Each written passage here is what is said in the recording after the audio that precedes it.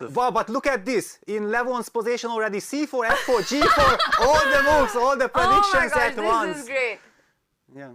That is the extreme right board that Peter is pointing out. The three moves that were predicted by the three of us are on the board. c4, f4, g4.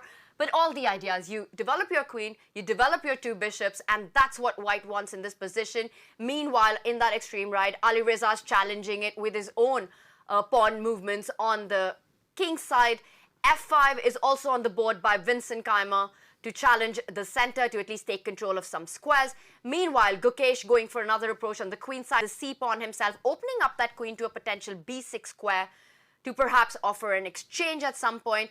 Similar ideas, but I have to say, guys, I think we're getting a hang of these positions to be able to predict this, Nicholas. Yeah, I'm also quite impressed with you were spot on with f4, and it does make a lot of sense to open these bishops in one way or another. And it's always the question, do you push the pawn to g3, do you push to g4? We've seen already yesterday that firouzja likes to push his pawns forward and sometimes even to his detriment. So in his game against he's playing against Aronian. I know it was Aronian actually who pushed the pawn forward to g4 very early, my mistake. And they're playing pretty quickly here. The bishops are lined up. So far the king is defended. This is quite a sharp opening phase. Both have to watch out for the king. This king now is a bit more open because the pawn is on c4 instead of c6. Really got to be careful about these bishops lined up here. So already here, as I see the engine is indicating, white has a big advantage, but it's just so difficult to play in the first moves, Peter. Yeah, I even would like to go back to the starting position. How did we reach this position? Because this queen on a5, where did this come from? I mean, we didn't talk about this. Yeah, let's take it from move 1. All right, so f4, f5, c4, g6, now g4. So here we have this motive. Just to point out, maybe a lot of you are wondering, what about this g4 move? Can I not take this? And this is the motive that we're discussing already, which is just beautiful. I want to show it briefly again. White can sacrifice the bishop already on the 4th move, then bring the queen out, and this is game over already. If the king goes to a6, this is checkmate on b5. And if the king goes to c6, which is the only other move, then queen b5, king d6, queen c5 check using the bishop here on g1. And the king is just being chased along the board. And now, for example, you could collect this bishop on g8, hit the knight, hit the bishop, threaten bishop d4. It's all completely over. So since this motive was also in the games yesterday with sides reversed, so it happened on the king's side, the players all knew about it. Peter also mentioned it. They discussed it at night as well, and that's why Aronian firouzja went c6 to stop this bishop sacrifice, also open a queen. Now Aronian takes, the knight comes out, makes a lot of sense to hit the pawn immediately on f5, and the queen came out to a5, and this is the first time that Aronian is taking a think here. There are different options. d4 is suggested by the computer to grab some more space, but I think here is the first time that Aronian will really take his time to decide what to do next, because it is really not obvious to me, at least. Tanya. And as Levon takes a think at this moment, a good time to pause for the players, because you really want to see how you want to continue your development. You want to move pawns in a way that they don't come in the way of your own pieces. Levon also has to be careful about certain tricks against his own king on b1 with firouzja's queen coming out. Let's zoom out for a moment here. Let's bring up our bird's eye view and dive into some of the other opening approaches by the players. And I think there is one game that the chat would love to bring on, Peter. It is world champion Ding Liren taking on the world #1 Magnus Carlsen. Magnus starts with the black pieces. That's the board. On our extreme left, as we see, similar opening ideas as we were discussing by Magnus, opening up that bishop, by Ding, I'm sorry, opening up that bishop on h1. Meanwhile, Magnus counteracting with bringing in his knight early on. Should we jump into that board, take it from the top, and see how we got here, Peter? Yes, absolutely. So, first of all, we already see some knight on d6 and knight on d3. That's always kind of intriguing. Let's take it from the beginning. So it was f4, f5, symmetrical, c4, c6, yeah, taking care of the b7 pawn already. Nice prophylactic, g3, g6, those are very natural moves. And now white jumps. Like this is one of his main problem, that he's treating these freestyle chess games, rapid games, like a classical normal rapid, yeah, that you have to speed up from the beginning. And he should be somehow slowing down to get the essence of every single position, because he has such a great class that if he gets a stable position, then he will play good. But if he mixes up, his pieces are not finding the perfect squares, then actually it's no matter how strong you are struggling. Yeah, and I'm sure that there are so many fans there rooting for Ding, wanting to see the best of them, Ding back into action. Peter, you instinctively did not like the move knight to d3, and we also saw that the bar reacted to it. But you have to break this down for us. What is it that you felt was misplaced about this move? Well, it simply feels to me like automatically this knight dc, knight e3 jumps, I'm not such a big fan, because when the knight jumps to e3, it blocks the diagonal of the bishop. And the knight from e3, because black has placed his pawn on c6, the knight from e3 can't really be jumping to d5 because this square is protected. And look at black's bishops, yeah, the black's bishops are beautifully opened. After knight d3, Magnus played the move knight d6, targeting that pawn on c4 immediately. It's obvious that you don't want to push that pawn to c5, because then you give up the d5 square. For example, after c5, black could jump to e4, and I don't know exactly what's really going on. Look at this. White's bishop on h1 is already nicely blocked by black's construction, while the black's bishops are just beautifully eyeing down the diagonals. So Ding actually opted for knight e3, and now we see what I've been talking about, that this bishop is blocked. The knight on e3 does not have anywhere to go. Probably Ding is relying on knight e5. He might want to be very aggressive. Knight e5 and then go d2, d4, occupy the center, block that bishop on h8. If he gets that, it makes perfect sense. The big question is that, will he really have time to get all this going? That's the big question. Also, let's point out the players on the screen are not Magnus and Ding. We will have them up on our screen, but we were seeing Alireza and Levon there. Also a very interesting position from the start. And here we've got the two players in their games that we were discussing about. Ding with the knights jumping forward. And I think this is something that we briefly touched upon yesterday, Nicholas, that how much we prefer the pawns in front of the knight rather than the knight in front of the pawns, as we see in this position. But the dynamics of the two bishops on g1 and h1 made it more difficult for the players to achieve that central d4, e4 control. Yeah, absolutely, Tanya. I was also reminded of the game yesterday in the last round where Ding played against G.O.A.T and pretty much had no chance with the black pieces. And he also played the knight to d6 and played the knight to f7. And that was the start of the end, as G.O.A.T also put it in the interview afterwards. So here again, putting the knights in front of the pawns, and that's something we've seen again and again, is usually not the best decision, of course. There are always exceptions to this rule, but in this particular case, knight d3 was not approved by the engine. The engine wanted to maybe first play d4 or maybe play a4, gain some space here, involve this rook on the a file, and after knight d3, already the engine swings in favor of Magnus. Knight d6 also puts the knight in front of the pawn, but this is okay because there are squares available and there's an immediate threat against this pawn, whereas this knight is not really doing anything on d3. So knight e3 protected this pawn on c4. And also here the computer likes to expand with a5, a4. And I think those are exactly the kind of moves which are really difficult for humans to find in freestyle chess. Suddenly just pushing the a pawn or maybe the h pawn forward. Another sensible move would be to go knight e6 here. Actually, Magnus played knight e6 and knight e5. It's really, it feels like a dance of the knights here, Peter. Yeah, it's a tango.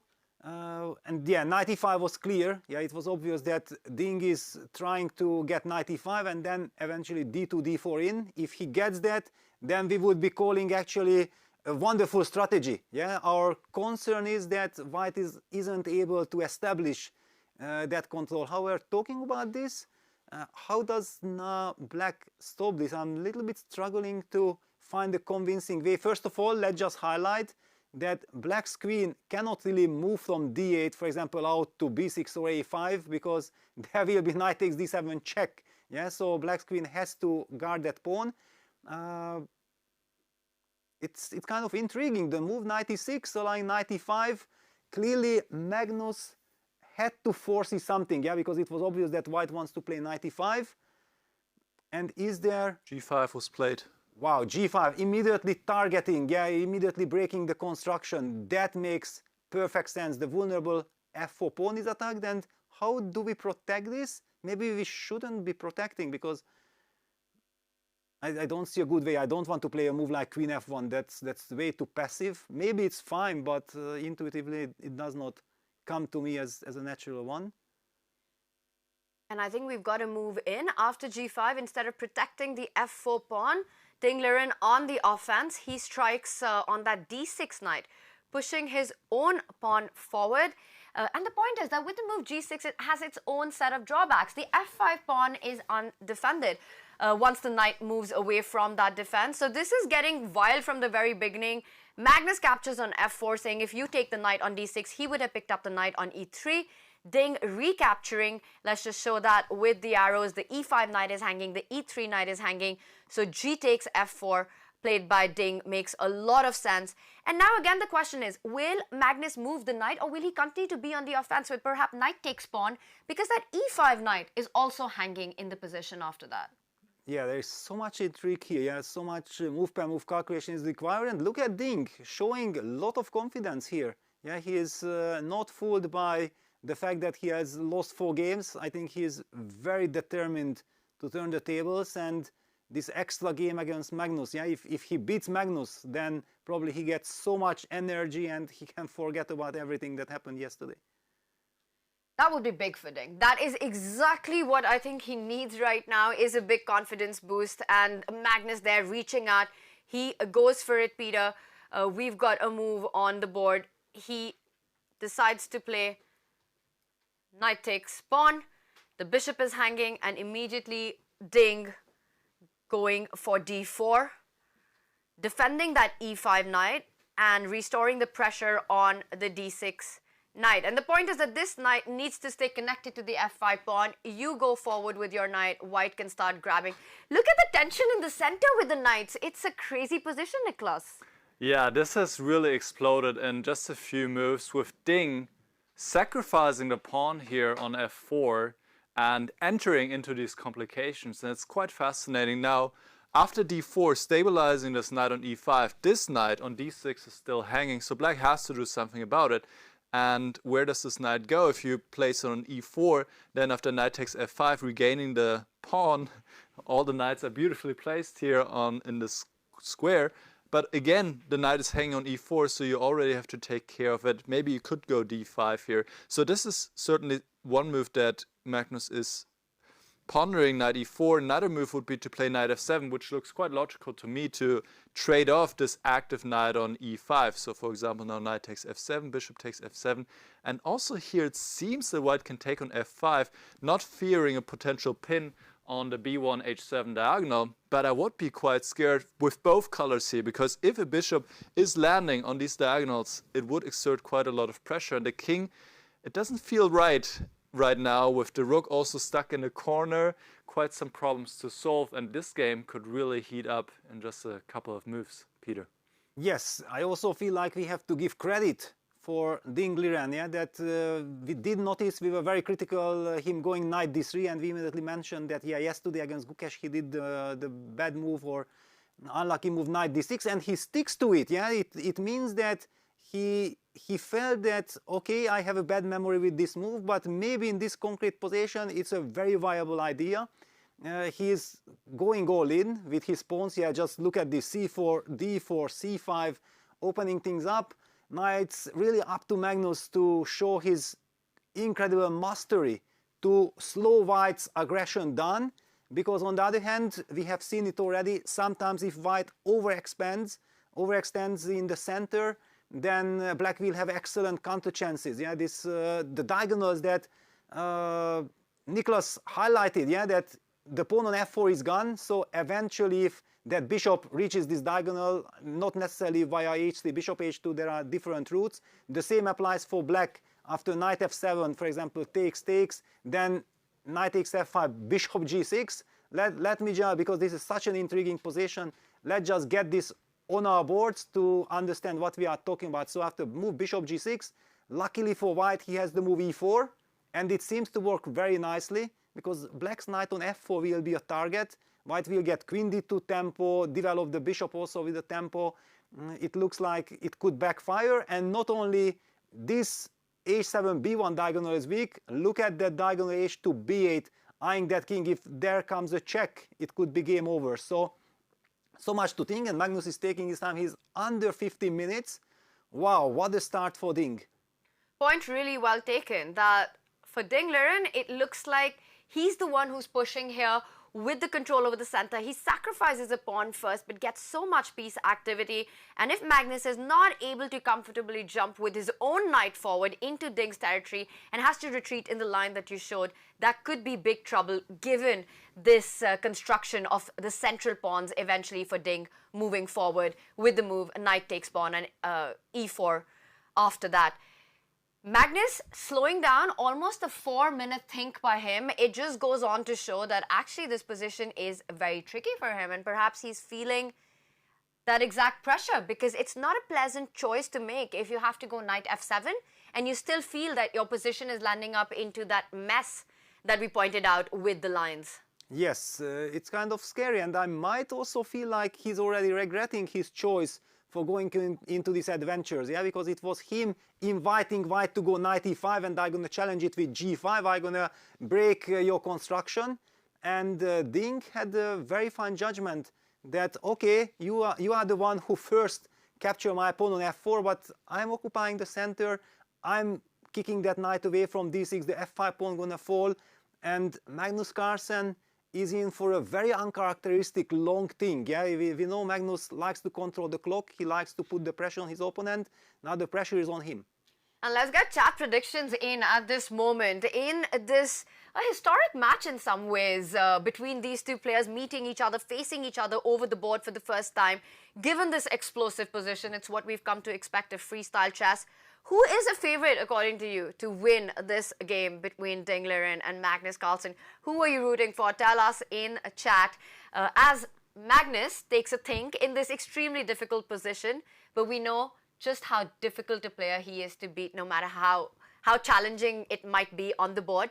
Let's zoom out for a moment, because there are a lot of interesting outcomes from the opening that we're noticing, and we bring up our bird's eye view. The one position that catches my attention is second from left there, Fabiano Caruana playing with the white pieces, the world number 2 against Gukesh, who had a fantastic start on day 1, is currently on 3 out of 4, is currently in the second position on the leaderboard. And we see that he's managed to gain control over the center, c4, e4, f4, the pawns looking good, more space advantage. He's also managed to unjumble up his rooks. If we remember the starting position, there was a rook on a1, a king on b1, a rook on c1. He's managed to go long castle somehow, bring that rook to c2. The more I look at this position, I think Fabi should be happy with the start, Peter. Yeah, looks fantastic. Now that I see it on the big screen, it looks even better. Yeah, it's clear. Yeah, white has castled long. Also, white has this typical grip in the center. This is like a Maroczy bind. White is having ideas like knight e3. The bishops are beautifully placed. I'm not exactly seeing where black is going to place his king. Yes, it's possible to castle short. Yeah, for example, now by moving the rook to f8 and the king to g8, but the f-pawn is missing. Yeah, white has some possibilities to start some kingside storm, and I don't yet see the direct counterplay. Yeah, white is coming with knight f3 first. Wow, knight f3, that's a very deep move. Why isn't the e4 pawn hanging? Because some tricks. I'm a little bit, but yeah, I guess some rook e1, bishop f5, g4. That's kind of a stunning idea. Let me just show. That's kind of my feeling, that something like this. I don't know if I should play rook e2 or rook e1. Maybe we should ask Nicholas that what's really happening, why knight f3 was played instead of knight e3. Well, knight f3 was a mistake. It is not approved by the engine, who rather wanted to see a move like knight e3, for example, bring first this knight into the center. And you are absolutely right. This is quite a pleasant position. And I would like to just take a brief moment to understand, why is this rook on c2? Maybe our viewers are wondering that as well. Why is this rook on c2? If we go back a few moves, here Fabiano wanted to castle long, but in order to do so, this rook had to move out of the way so the long castle is possible, and this is exactly what happened here. He moved the rook out of the way, and after knight d7, now he could play long castle. Yes, castling is possible in freestyle chess. You just have to make sure all the squares in between are not occupied or under attack, and so he castled, and in this way he organized his rooks. So if we go forward to our current position. Now you're wondering, Peter, what about this pawn on f3? And this is certainly something that Gukesh is considering right now as well. Black could take this pawn, but there are ideas here on the e-file, rook e2, hitting the knight and the bishop on the e-file, and it can become quite sharp. So if, for example, you defend this knight on e4 by going knight df6, then maybe white can up the pressure with a move like knight g5, again hitting both of these pieces, and it seems already that black might be losing material. But there are other options. Black could either first play knight b6, or also here after rook e2, knight b6 is also a choice. But I think immediately knight b6 is stronger, because the queen cannot come back to c2 as the square is still occupied by the rook. And now if the queen moves, also here the pawn on c4 is under attack by both of these pieces. Maybe now black could actually grab this pawn. And if you can grab this pawn without being punished, then it would be a huge, huge deal.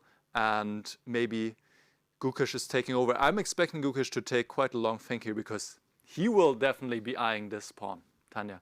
We have a move, Nicholas. He did take a pause. He was considering the dangers around grabbing that free central pawn that eventually doesn't work in his favor. And he goes for the long way across. He goes for the long way to the short side castling, getting his king to safety, away from the queen side. And I like this approach as well, although I do see the bar does not seem to approve of this move. And perhaps that's also because white's pawns are advanced enough to start striking on the king side. I'm imagining a potential f5, a potential g4, g5 pawn storm, and maybe someday that rook from c2 will also slide over to the open g line. That's the dream case scenario for white. What do you make of this decision by Gukesh? Well, actually, when the move short castle appeared on our horizon, I was immediately thinking about yesterday, that the most shocking move that we have witnessed yesterday was between Gukesh and Magnus Carlsen, when Magnus shocked us with his short castle, and it was exactly against Gukesh. So I'm feeling like, did the next couple of moves will help white, and that's why it was somehow essential that is there a way to take this pawn on e4. But if it would be a classical game, Gukesh would have thought for 20 minutes and maybe spot that, yes, with the intermezzo of knight b6, queen b3, I can take. We have been seeing, I had this first question, what happens if black just grabs the pawn on e4, and computer confirmed that that would have been a mistake. Yeah, and in a rapid game, probably Gukesh simply believed, yes, Fabi was taking his time before this sacrifice, so I'm not allowed to take. Let me shock him with a move, short castles. But this does not change the character of the position, and I was highlighting right from the beginning that I'm a big fan of white's central control, and I feel that this is quite a risky position for black. Very risky position for black, and the e4 pawn is still hanging, it's still under attack, and I'm just trying to think what Fabi has in mind right now, because it does look like you should be able to strike as white on the king side. I'm looking at ideas like jumping in with the knight, attacking the bishop, but that would allow the bishop to go to g4 with a tempo. Peter, if you were black in this position, if you were Fabi in this position, you were playing with white, your opponent's just gone short castle. What are the moves that you're considering here? Well, knight g5 is clearly the first candidate, yeah, just to make sure that if knight g5 is good, then everything is perfect. But you already mentioned that, yeah, knight g5 will be met by bishop g4. And if we don't have a very clever move there, and it's on the board. Yeah, on the board. Yeah, knight g5, bishop g4, and now it's the big question: how do we handle this? Because also after bishop takes d1, there will be some knight e6 ideas. Maybe we can also just move that rook from d1 to e1. Then we also have against h6, h3. Yeah, for example, h6, h3, h take g5, h take g4. I feel like if we get the light squared bishops and we are opening up some more files on black's king, that could be a good trade. Those would be my very first thoughts. And we are getting this exact position. So rook e1 was indeed on the board, as I see, and h6 was played. Instead of going for a counter offense with the move that you were pointing out, h3, Fabi decides to simply come back with that knight to f3. But I just feel he's provoked this move h6, and now long term there are weaknesses on Gukesh's king side which can become target. Also notice how this little rook cliff that had happened a while back, it gives white the ability to eventually transfer the rook on the g2 file. I'm already looking at your idea, even if it comes at the cost of the pawn. Well, but also now my idea would be knight e3, yeah, because I'm hitting the bishop with the tempo, yeah. Right from the start I wanted to start everything instead of knight f3 with knight e3. If that happens, I don't really see how black is reacting. So now it's all about perfect timing for black. Yeah, black needs some very special solution, because if he's not coming up with something, he will get into a lot of trouble. All right, so we can conclude this position that Gukesh needs to be careful. He has to be on the defense, and it's clear white's coming on with the pieces, with the pawn storm on the king side. There are already targets that you're looking at. It's perhaps going to be all about how quickly the queen can also join the attack eventually. But Fabi, for now, looking good in this one. Nicholas, we've had a lot of moves on the other board. What catches your attention? I would love to go back to our game of the round of the reigning world champion Ding Liren against Magnus Carlsen, because this has become quite sharp and Magnus had to figure out how to deal with the threat against the knight. So we last saw the position here after d4. Ding had sacrificed the pawn momentarily and this knight is under attack. So let's see how Magnus responded. He brought the knight back. This is a line that we were considering, knight takes f5. Actually, we had this on the board, bishop g6, e4, and here Peter was quite happy with the white chances, controlling the center, bringing the bishop into play, hitting the knight on f4, which is a bit loose. So what did Carlsen play? d5. He immediately tries to undermine the knight on f5. Now, en passant was played, c takes d6 en passant. That's also possible in freestyle chess, of course. E takes d6. And in this position, it seems that Ding did not play the best choice, bishop f2.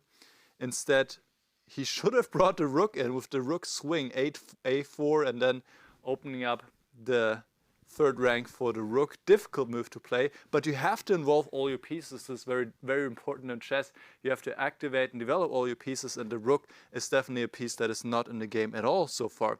Instead, he played bishop f2, probably to bring this bishop on this diagonal, and Magnus played the best move in the position, queen f8, to hit the knight on f5 one more time, also maybe to open up the rook. And it seems that now Ding is under pressure here, because, okay, he goes queen g4, he defends the knight on f5 once more, and he attacks the knight on f4. But maybe now black can trade on f5, and if white trades with the queen, we will once again see the shocking long, short castle that we've been talking about so many times here. This beautiful move, immediately opening up the rook as well, hitting the pawn on f5, and quite a comfortable endgame for black. So it seems to me that after queen g4, if Carlsen finds the right moves here, he could potentially take over and claim an advantage. Peter. Wow. It's just shocking, yeah, that how quickly things are turning. Yeah, just a couple of moves ago, before we were pondering that, yeah, probably Magnus has to go knight f7, but it looks quite promising for white. Just kind of few moves, 3-4 moves had been played, very natural moves had been played, and all of a sudden we are already talking about black potentially taking over. Yeah, it just goes on to show that how complex this is, and why we also feel like playing then the classical part will be so intriguing, because the players need time to get all the essence. Yeah, we are by no means trying to criticize any player when we are talking about engine lines and everything. Yeah, Nicholas is highlighting that, yeah, what are the options, just to show how rich the position is. And the computer is, of course, extremely strong in Fischer random in freestyle chess. But when we will get to the classical portion, then the players will really have that time in the critical moments to think 20-30 minutes, because sometimes this one decision actually dictates the whole course of the remaining of the game. Yeah, and let's bring up Magnus and Ding Lern on our screens as we are discussing and diving deep into the position. Of course, we will keep an eye out on the Fabi Gukesh board as well. And while we bring our camera on point and up to date with the action, and there we've got the world number one, and he's just made his move, so just in time we are seeing the trades on f5 happen. And after taking on f5 with the pawn, bishop to g3 is still a threat on the board. And there we see. And there we go, the famous castles. The famous castles on the board. And we have also seen Magnus very determined, moving his king to g8, making that long, which is actually a short castle. I believe it should also give him immense pleasure, yeah, because these are not the type of moves that you can make too often. It's not a standard chess move to pick up your king from one side of the board and to put it on the other side of the board and then drag the rook next to it. Freestyle chess, it's a lot of fun. And let's have that move on our analysis board as well, Peter. We see our live board on the bottom right there. Short castle has been played. And the whole point is that you kind of just free up your rook on 8 and walk out of any bishop g3, bishop to d6 ideas. It's so funny. I'm trying to make the move and computer does not let me. Can you try it, Tanya? We will Maybe try you can go to get that. Maybe Nicholas? You can go to game and then to there, yeah, and now. Oh, there wasn't updated We're yet here. trying to update it on our... All right, I have it, so I can bring it It was up. such a shocking There move we have that it. even the computer is not able to handle it, yeah? Yeah, so here, let's enjoy this one more time. The king going all the way over, playing short castle. In order to play this, no squares can be occupied in between, as in regular chess as well, and then you end up in the typical short castle position. Here the advantage is that you immediately hit this pawn on f5, and also you're ready to bring this rook into action while the white pieces are not coordinated yet. Ding responded by going bishop e4, defending the pawn. Now d5 was played to attack the bishop. The bishop has to drop back to c2, and black should really use his time now to create more pressure and take the initiative while white is still stuck with the king. So Carlsen goes pretty quickly knight h3 to attack the bishop on f2, and this makes a lot of sense because this bishop is defending the pawn on d4, and if he goes to e3 he can be hit once again by the rook. So it seems that white is going to lose a pawn here one way or another, and the main problem is just these pieces being stuck. The rooks are not in the game yet, and Carlsen's taking over. The only thing that is good for Ding right now is his 10-minute time advantage, but in the end you'd rather take a good position than have more time on the clock. And I would like to add one more thing. Why knight h3 is so important, because white is stuck. White would love to play rook g1 check in order to free the possibility of going long castle. Then the king from b1 would move to c1, the rook from a1 would move to rook to d1 and would resemble a normal classical position. But with knight h3, Magnus makes sure that no, my friend, I'm not going to give you this chance, and then white is in a very awkward spot. Nicholas, I just want to see an action replay of Magnus's long castle. We saw the king drag all the way, and if we can just show that moment one more time. Just the long journey of the king, and it happened right here. All right, let's do it. Yeah, this is just such a... I think we missed it on the camera, Nicholas. You might have to do it one more time for us. I'll do it one more time. It's just... It must be a very, very nice move for Magnus to play. Also so surprising and so easy to forget about this move, that the king can swing all the way over, and immediately you have the rook in the game, you have this rook able to come in, whereas white is still stuck with his rooks on a1 and c1 not really doing anything. So Ding under pressure here, the position is still defendable. He's worse, but it's still defendable, but he needs to dig in right now and maybe also use his time advantage to pose the most problems to avoid, let's not forget, to avoid losing a 5th game in a row, which would be really, really tough, of course, for him as the reigning world champion. back to you guys. Yeah, thanks, Nicholas. Well, I was keeping an eye on Ding, and he is in state of shock. And look at this, rook f1 had been played, clearly not approved by the engine. We see the evaluation bar dropping, but you don't have to be an engine. This is a panicky move. He just loses a pawn. Yes, he loses a pawn, but knight h3 had such an effect, this castles, knight h3 had such an effect that humanly I have seen him on the video. It was clear that he believes that he's lost, yeah?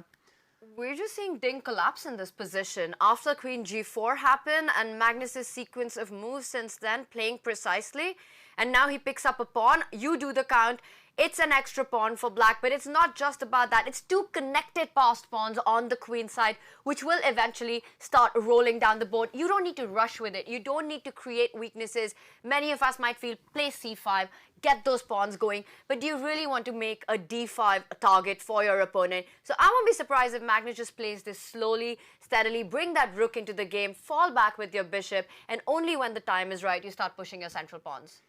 Wow, he even plays this nice stylish rook g8 because he will have the intermezzo bishop e3 check, yeah? So he basically invites, please take on g8. I'm gonna give the bishop e3 check, and after king b1, rook take g8. Yeah, Ding can't afford to give up the g file. He moves the rook to e2. But the problem is not only that white is pawn down and that black has this lovely construction, this b7, c6, d5, the white bishop on c2. And this pawn on f5, this is a horrible construction. Look at that lovely dark squared bishop for black on f6, sitting perfectly, making sure that white's bishop is not having any chance of attacking anything in this position. And even, of course, black does not need to trade all rooks, but even if the rooks were traded, this position has the potential of simply be winning for black. Ding is going rook d1, he's at least trying to double on the e file, but the position looks very bad.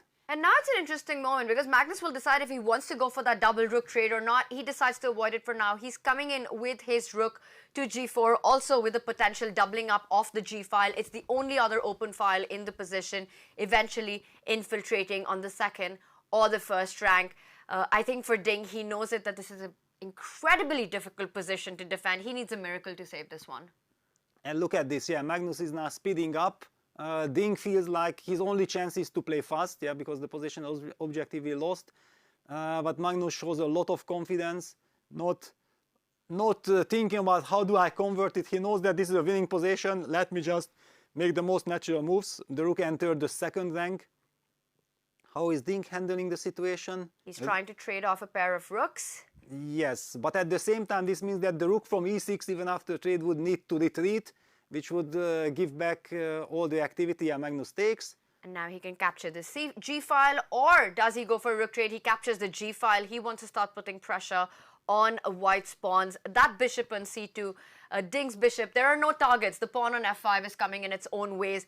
If this bishop could somehow reach e6 at some point, you can imagine counterplay. And look at the way black's pawns, Magnus's pawns, are taking away the mobility of the light squared bishop. Yeah, but look at the clock situation. This is what I was telling, that somehow Ding has to slow down. There is just no need, no reason to rush. Yeah, that's why he missed this long short castle. He has 50 minutes, he has 60 minutes, but the position is lost. Yeah, you can't show your skills here. You have to make sure that you have all these kind of tricky moves which changing the character of the position, like these castles, which is so vital in this freestyle chess, under control. And you can only do that by investing enough time. He needs to calm his nerves down and slow down and take it much slower. Because those 15.5 minutes on the clock will not help you in this endgame. It will not help you in this position. Magnus now rerouting his bishop. And I think that's really great technique from the Magnus touch endgame that he's showing. He doesn't go forward with his pawns just yet. He wants his pieces on the most ideal position. What Ding is really hoping for is to start pushing this pawn at some moment so that the bishop can come into play. Right now, the rook is under attack. Yeah, basically bishop c5 almost forces resignation because it hits the rook. The rook has to stay on the second rank in order to protect the h2 pawn, but then Magnus is gonna go bishop d6, and there is no more f6 trick or whatever, and the h2 pawn will fall, and then black will even, yeah, there is the handshake. Ding has had enough.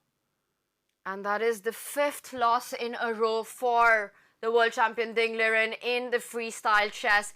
It has been a heartbreaking start for him. Magnus picking up momentum. Meanwhile, he started slow on day one, but with a win against Levon and now a win against Ding, Magnus is back. Yeah, and look at his body language. Yeah, he immediately is a completely different Magnus. Yeah, he's the Magnus that we know, and it only took him one game to win yesterday, and he's in top shape. Well, the world number one looking in top shape. Let's move over to the world number two, Fabiano Caruana, who did have, when we saw it last, Nicholas, he did have a good advantage. We thought he should be very pleased with the opening outcome. Is he still putting the pressure on? He is definitely still putting the pressure on Tanya, and his position is getting better by the minute. So we last left it around here, and in this moment, well, around here, and we already were talking about the weaknesses around the black king because g6, h6 has been played, the f-pawn is missing, so there is a lack of protection for the black king. So the knight is coming forward, hitting the bishop on g4, the bishop is drops back to e6 and knight d5, such a pleasing move to play, hitting the queen on c7. You don't really want to allow this knight on d5, but you don't want to take it either. So this is a really tough spot to be in. Gukesh moved the queen to a5, and now this is, I believe, the current position. That's right. So the question is, how can Caruana increase the pressure? He also has to be careful about moves like b5 because, of course, black would love to open up the b file against the white king. This is a position with opposite castles, you could say, even though it resulted from a freestyle position. We see the king here on the queen side, the other king on the king side, and both sides try to attack the opponent's king. So one question, of course, is what about this pawn on e7? Can we maybe take this pawn? And this is certainly something that Caruana is considering. And it is possible. You could take this pawn. I'm not sure what Gukesh has in mind here as a response. Bishop g4 is a suggestion by the engine, but honestly it doesn't look that convincing. Maybe he wants to go b5. Still, just try to open up somehow the b file, somehow get something going. But honestly, it doesn't look like anything is going to happen there. So knight takes e7 is a good move. There are other moves also available. It's just luxury of the Caruana has a lot of choices here, so he has to figure out which one he the most likes. What do you think, Peter? Will he take this pawn? Well, looking very promising. The reason why I like to take the pawn, not just because of taking the pawn, but I also see some knight takes g6 ideas then, and king takes g6, f5 check. Yeah, that's kind of my, for example, knight takes c7, b5 would be the human way of trying to create complications, and then, for example, knight takes g6. Boom. Boom, yeah, king takes g6, f5 check, seems to just win on the spot. Seeing this, then already knight takes e7 is all the more attractive. The move you mentioned, bishop g4, I did not have it on my radar at all. It's typical computer move. But knowing that knight takes g6 is a big threat, then already bishop g4 makes sense because we are also threatening bishop takes f3 and the rook on e1 is hanging. Yeah, this is kind of one thing White needs to pay attention to. But I don't really believe that we take a pawn and then we worry about a tempo losing move like bishop g4. All right, so critical moment here for Fabi. Does he go? Does he get greedy? Knight takes e7. It looks like a very direct line, right? Especially when you spot this idea of knight takes g6, that other pawn that you were pointing out on the king side. Because it's definitely I think it's about b5. This is from a human perspective the move that black really wants to make. And from Gukesh, he just wants to create a chaos. He knows he can't just sit passively. If black does nothing in this position, white will at some point, even if it's not about the e7 pawn, white will at some point get a stunning e5 push which will open up the e line. So for Gukesh, he can't sit passively. He needs to change the dynamics of this position. And the players are in a long thing. Fabi needs to make a decision really fast because he's gone down under the 5-minute mark. And the position's just starting to heat up for the players. Yeah, it's move 16 right now. Yeah, he's thinking about his 17th move. Under 5 minutes, I'm feeling like he's already spending 3-4, maybe even more minutes on it. That shows that there is something that he dislikes after knight takes e7. Yeah, we don't know exactly. If you see knight takes e7 and you want to play it, I feel that Fabi would have done it a minute or two back.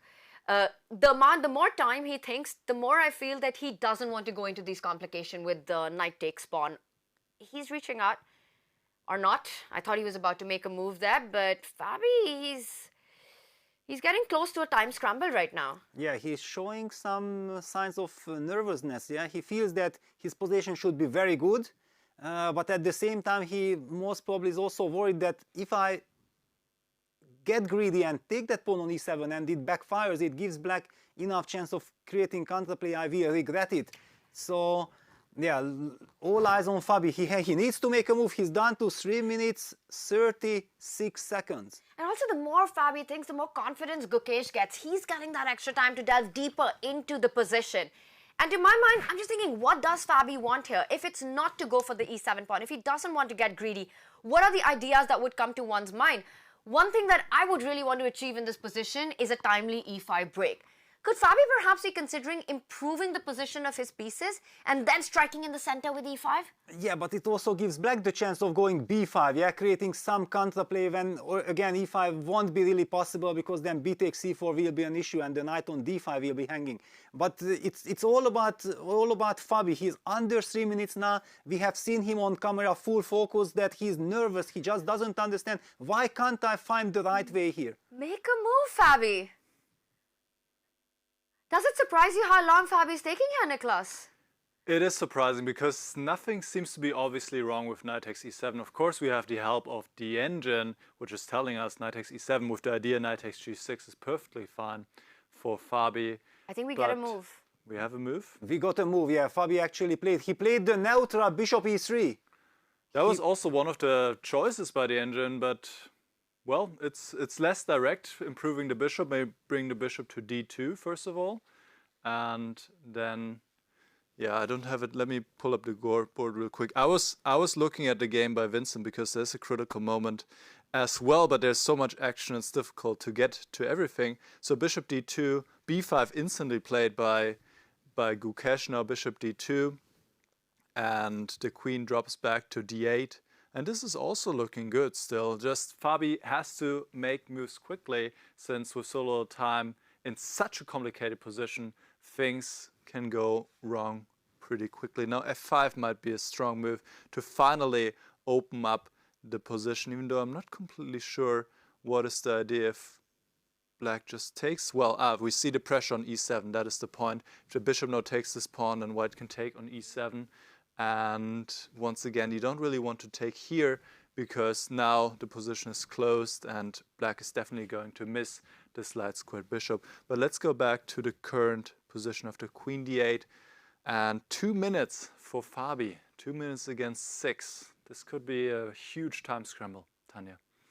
And I think that's the one thing that's working in Gukesh's favor right now. He's counting on that clock to put pressure on Fabi, hoping that Fabi goes wrong or isn't able to find the accurate way forward in a position that could get really messy. Because let's point out, if the attack for white doesn't work, black is coming. Gukesh is coming for the white king on the queen side.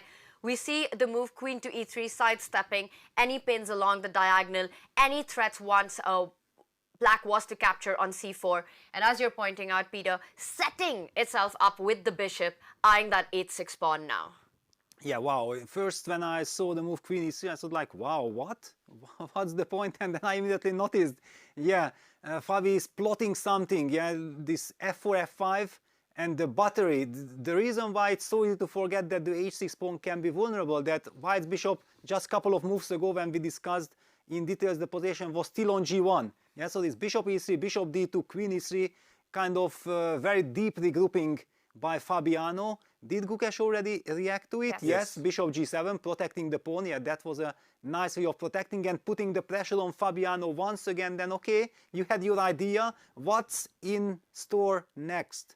And with this last move of Gukesh, it almost feels like that was a one-move trap that Fabi set up, because Gukesh would like his bishop on g7. He anyway would want to place it there, defending that 8-6 pawn. It's a better square for his bishop. And now once again, the ball is in Fabi's court. He's under a minute and a half to try and continue the attack. And it's so many choices. You're thinking about pawn pushes in the center, f5 comes to mind, knight to h4, putting pressure on g6, the h-pawn moving forward comes to mind. But with just a minute on the clock, that's big pressure on Fabi to decide. Yeah, I think that objectively speaking, I mean practically speaking, this is already a very double-edged position. This moment of white clearly being in control, now we can forget about the evaluation bar already. still showing that white is better. Fabiano is under a minute. Yeah, there is no objective evaluation anymore. You rely on your instincts, on your reflexes. Yeah, that how you feel, how natural your moves are coming, and he still needs to make up and knight h4 on the board. I like it, Peter. Yes. Because this is an idea you pointed out when knight takes pawn g6 was hanging, and you put the knight on the edge of the board with that same tactical concept. Knight into pawn is a big threat that G.O.A.T needs to be careful about right now. Yes, knight h4 practically speaking had to be played. It will also now force G.O.A.T to take quite some time, because you can't really play against your opponent's clock when your king is under attack. Yeah, how do you defend this pawn on g6? Do you go bishop f7, for example? Yeah, sidestepping any of these f4, f5 breaks, making sure that you step out of knight takes g6. It's kind of a natural move.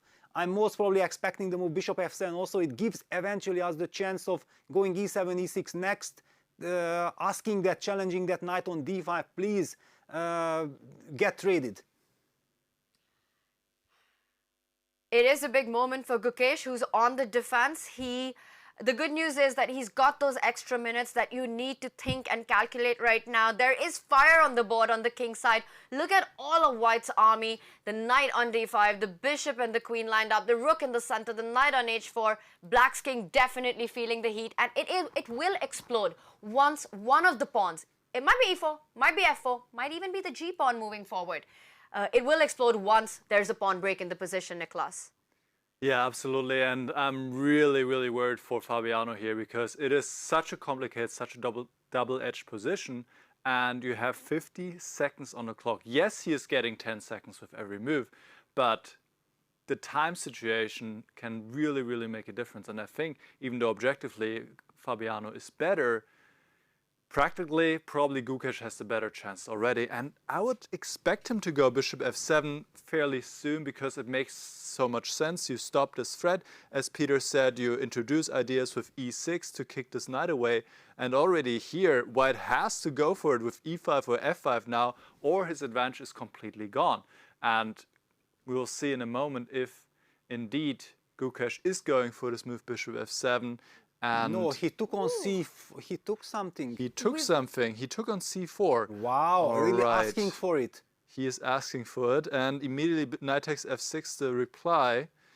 And now the pawn should take back, because otherwise e5 will come with a huge effect if one of the pieces take back. e5 will be very strong, opening up the bishop also against the rook.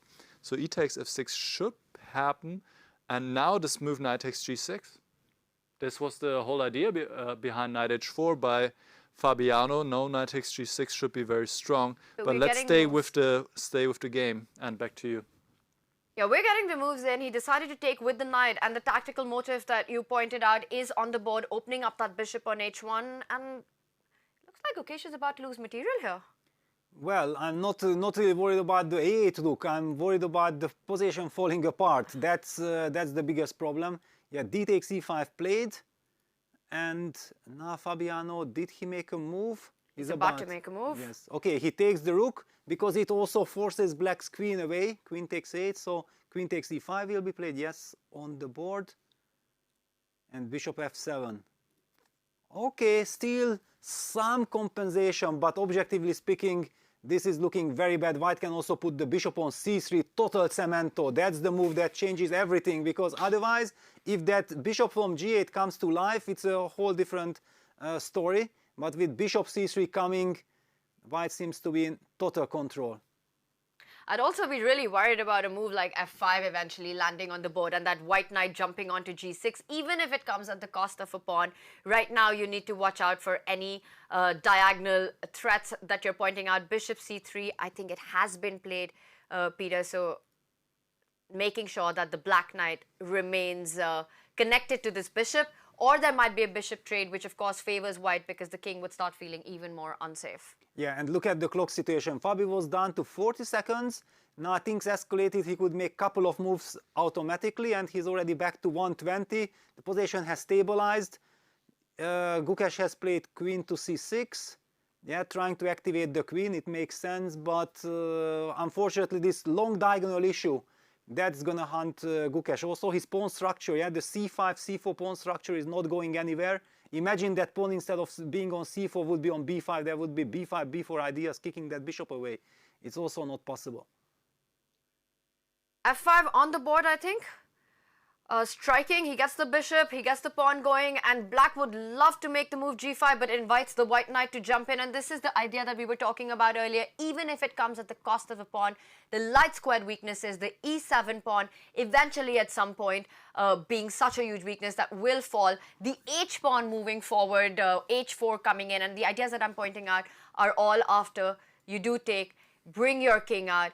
It looks like a king that won't survive for too long. You've got ideas of h4. Watch out for e7 at the right moment falling down. A check along the light squares around f5. It will be a very difficult position for black. But if not, I don't see how you can allow that knight on g6 to remain alive. No, it's just a lost position. It's basically a hopeless position, not just lost, because sometimes it's lost, but you feel that, okay, you have some tricks available. Let's just Gukesh is moving the rook to e8, correct. You can't be giving up the light square bishop. Fabi captures the e7 pawn. Finally, that knight takes e7 is on the board, but captured with a different knight. Queen b7 played. Still the same issues. This pin is simply killing black. There are no tricks. The knight can only go to h5, but that's not the desired square, and there is no pressure on the e7 knight. Fabiano is very, very nicely controlling the situation. No tricks, no chances for Gukesh here. It's impossible for Gukesh to put pressure on that knight on e7 with the dynamics of the white bishop and queen. And Fabi just keeps bringing more firepower, more horsepower into the attack. The rook joins up now. Look at the traffic jam on the e-file, and it all seems to work out. The only cars moving here are Fabi's. Yes, absolutely. Also, whenever that knight moves to h5, then white can immediately push f6, opening up the black's king. Bishop takes f6 will be met then by a queen f5 check, and everything is opening up, falling apart. No moves to be suggested. Evaluation bar is also screaming, but here even our kind of instincts are more than enough. We don't even need the computer anymore. And Peter, you mentioned this at the start of the stream that, you know, it might be the day of the kings over the jacks today. And this position, but not just the outcome, the way Fabi played from the start, it just felt like Gukesh never managed to create the kind of position and development you want with the black pieces, given the starting position. I think that when we are talking about freestyle chess, Fischer random chess, then the opening phase is extremely important, because the players are so strong. Whoever gets the grip, whoever gets the control over the opponent is a heavy favorite. And yesterday the jacks absolutely shocked the kings. It's clear that the kings are adjusting. Bishop h5 is played, but this is all desperation. Also now already Gukesh is under a minute. He is not only having a losing position, but also a big issue with his clock. Huge issues with the clock, huge issues on the board as well. Now Fabi coming in through the d-file while Gukesh steps back, at least defending the bishop. Fabi looks like he's calculated it through. He leans in to make his next move. I wanted to play rook to d6, but I think the point is that the bishop on h8 allows the knight to jump forward. Well, but look at Fabi's body language. It signals to me also that he wants to go rook d6. He thinks like, why can't I go it and finish the game on the board? And knight goes forward, and I think the queen can also jump into the attack. Do you see a finish here? Is there a knockout blow, Niklas, in this position? Well, I don't think you need to do anything crazy. I would say, why not play queen e6? Is there anything wrong with that? Well, there's something wrong with it, yes. The engine tells me immediately. Oh no, queen e6, so what is wrong with queen e6? So is there some last trick? Bishop takes c3, bishop takes c3, pawn takes, and what happens now? Rook b8, that's crazy, isn't it? You feel like you have so many attackers close to the black king, suddenly you don't have a check, black is attacking and you're losing the game. Alright, so you have to be careful until the end, and so this might be a last critical moment for Caruana. Has he played a move yet? He should. Yeah, he played queen e4. Queen e4, yeah, that is a very safe, very safe choice. Trading queens, there's a threat of f6, and that should be it, because if you go into his endgame, you're just in exchange, a full exchange down, plus you have the worst position. So queen e4, a good safe move, and avoided any last tricks. Yeah, but what a last trick by Gukesh. Yeah, we talked about being a completely hopeless position. He still pulled out bishop h8, bishop h5, knight g4, inviting queen e6. But of course, Fabi did not give him this favor, and now we are talking about an endgame with exchange up.